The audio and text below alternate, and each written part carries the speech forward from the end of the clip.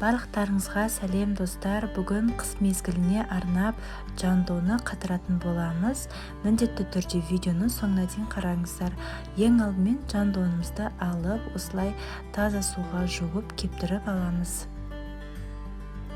Одан соң осындай қарайған жерлерін, яғни екі басын алып кесіп тастаймыз.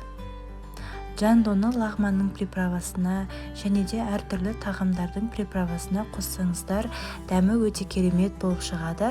Барлықтарыңызға осылай жасауға кеңес беремін. Барлығын осылай кесіп алып болғаннан кейін 3-4 мл-дей етіп осылай фасоль сияқты кесіп шығамыз. Бұдан да кішірек етіп кессеңіздер де болады.